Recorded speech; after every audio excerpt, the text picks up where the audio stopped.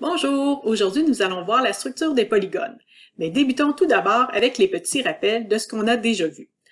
Premièrement, la somme des mesures d'un angle intérieur et d'un angle extérieur à un même sommet est de 180 degrés. Ici mon angle intérieur, mon angle extérieur, le même sommet. La somme des deux me donne 180, ce sont des angles adjacents supplémentaires.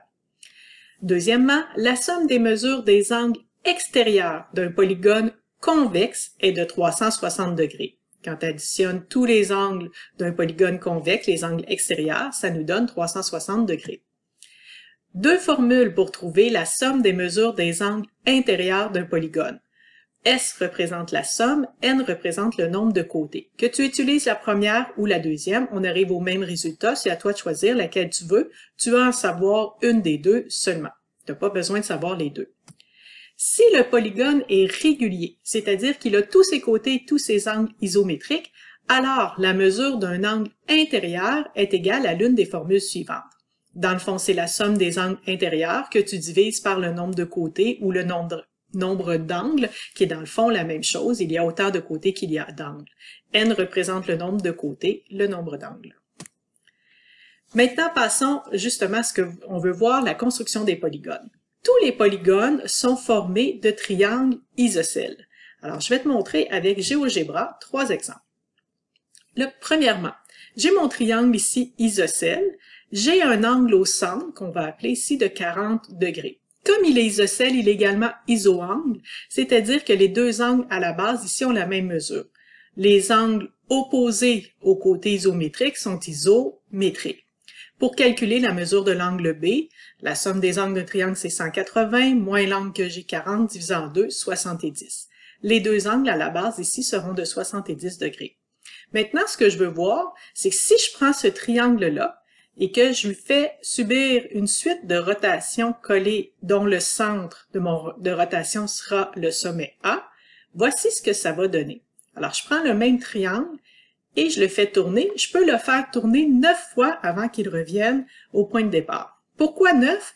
Parce que la somme des angles ici, c'est 360 degrés.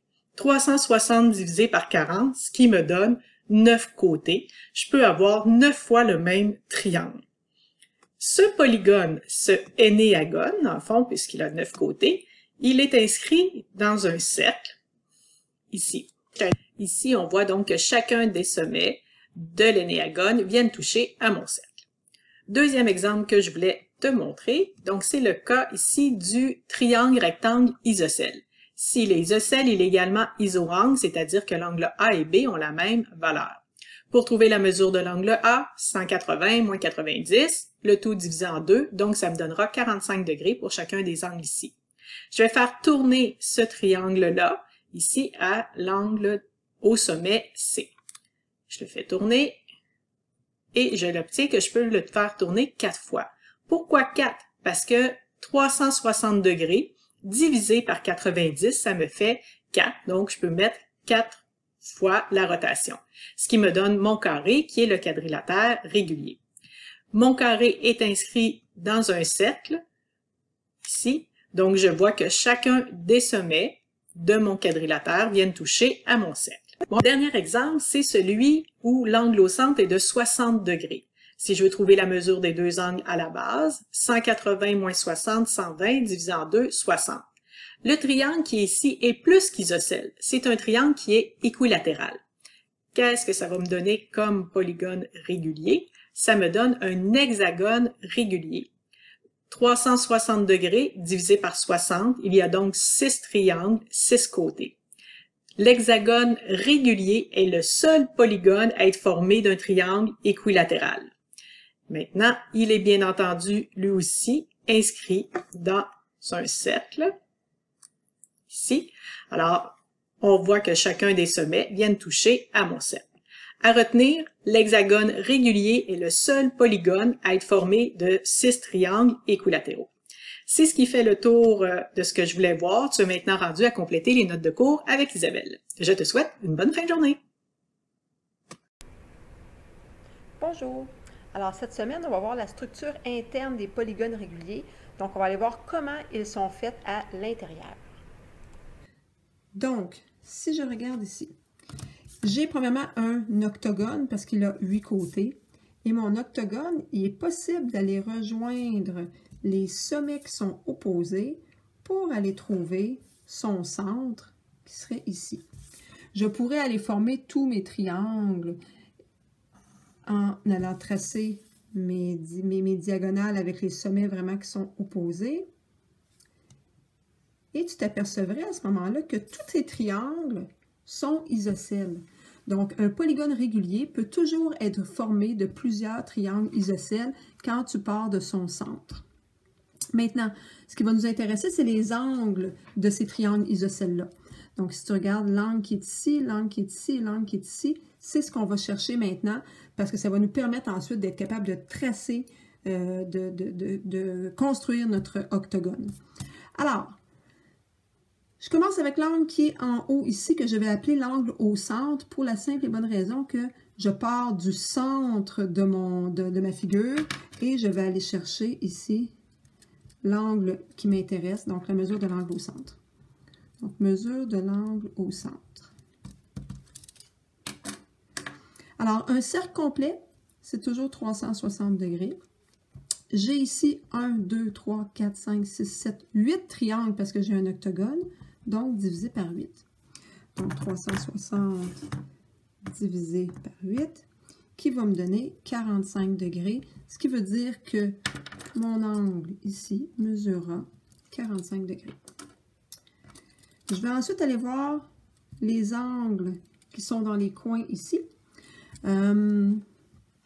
Donc, à ce moment-là, je pourrais les appeler les angles isocèles. Donc, cet angle-là, il est isométrique à celui-là et ça forme un triangle isocèle. Donc, ça va être mes angles, excuse-moi, mes angles isométriques. Donc, mesure des angles isométriques. Ils vont donc avoir la même mesure. Alors, mon triangle est isocèle. Un triangle a 360 degrés à l'intérieur de ses angles. Donc, si je dis 360, moins l'angle de 45 qui est au sommet, et ça, je divise ça par 2 parce que j'ai deux angles à trouver. Donc, 360 moins 45 et je divise ça par 2. Oups, ça va pas marcher. Ah, j'ai fait 360. Excusez, c'est 180. Et là là. Alors, 180. Donc, un triangle est effectivement 180. Donc, 180 degrés moins 45 et je divise ça par 2. Ça a plus de bon sens. 67,5 degrés. Ce qui veut dire que j'ai un angle de 67,5 ici et un autre de 67,5 ici. Et tous les triangles sont pareils. Donc, ça me permettra éventuellement d'être capable de tracer un octogone. Je fais la même procédure, la même démarche avec ma figure qui est juste en dessous, qui est un pentagone. Mais le pentagone, il a 5 côtés, ce qui veut dire qu'en rejoignant le centre à chacun des sommets, je vais donc avoir 5 triangles. Et encore là, l'angle qui va m'intéresser, ça va être l'angle au centre qui est ici et les deux angles isométriques qui sont en bas. Alors, je commence avec la mesure de l'angle au centre. Même façon que tantôt, un cercle complet, c'est 360 degrés. Et cette fois-ci, je divise ça par 5 parce que j'ai 5 triangles. 1, 2, 3, 4, 5.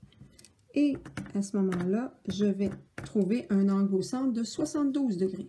C'est normal que je n'ai pas la même chose que tout à l'heure parce que ici, j'ai un pentagone. On voit que l'angle est beaucoup plus grand que dans mon octogone. Ensuite, mesure des angles isométriques. Donc, mes deux angles qui sont en bas ici. On a dit qu'un triangle était bien de 180 degrés. Moins mon angle au centre qui mesure 72. Et je divise ça par 2 parce que j'ai deux angles dans le bas. Moins 72 égale divisé par 2. Et j'obtiens des angles de 54 degrés. Donc, sur mon dessin, je pourrais l'identifier. J'ai 54 ici, 54 ici et 72 en haut.